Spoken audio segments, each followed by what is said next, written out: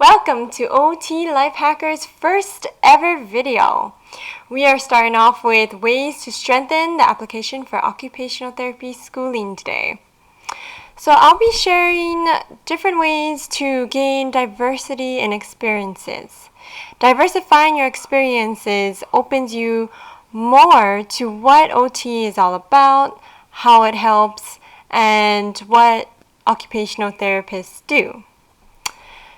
Ways can include volunteering at different OT settings, such as inpatient, like hospitals or acute care, and outpatient, which are in clinics and can include hand therapy clinics, long-term care facilities like assisted living or skilled nursing, home health, mental health, and the school settings, so working in the schools. Also, you can work with different populations that can range from the full spectrum, from womb to tomb, as I'm sure many of you know that term, pediatrics, adolescents, older adults, and at-risk populations, which can include low income and also adolescents again. Also, it is very important to consider volunteering with a different health profession. Some schools may even require you to show that you volunteered with other disciplines, such as physical therapists or speech therapists. And the reasons why it's important include that when you look at what the other professions do, you get a sense for how they are unique to occupational therapy and how occupational therapy is unique compared to the other disciplines, as well as how they synchronize with one another. Because when you become an occupational therapist, you are going to have to do interdisciplinary work. You're going to need to work with the other fields, nurses, social workers, physicians, speech, behavioral therapists, all people who work with your clientele. And that's why getting first-hand experience on seeing how they do things is very, very helpful. And even when you're doing the interviewing, they may ask you, how does OT differ from the other disciplines? If you were to explain why OT is different from PT, you have to be able to do that. And when volunteering at the different settings, or actually volunteering in general, when you're doing this for your OT application, what can help you to keep you on track to really capture the details for each experience, make all of them worthwhile, is keeping a diary for yourself.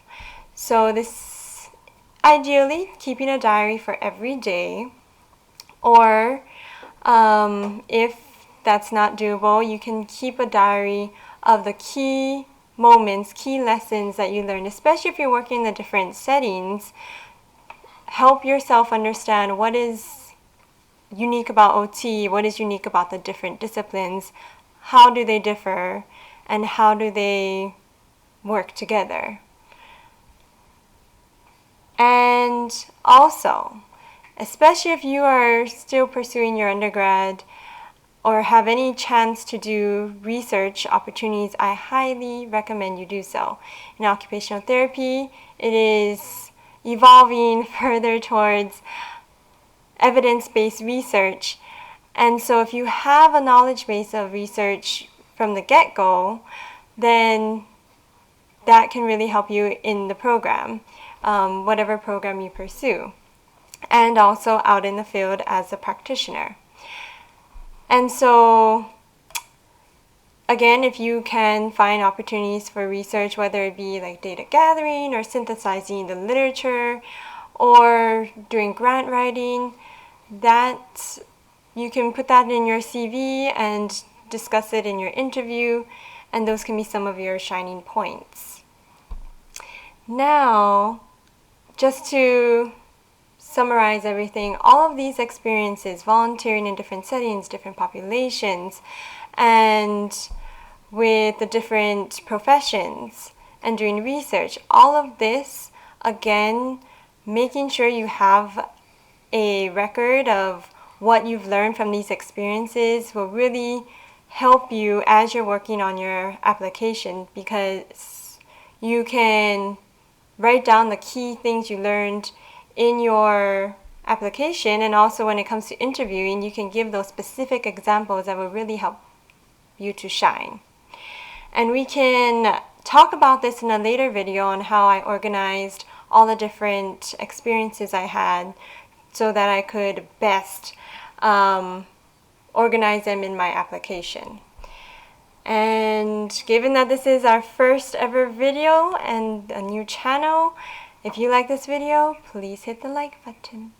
And feel free to give feedback on what you want to see next time and how I can improve the videos for the future. Alright, see you all later. Thanks again. Bye.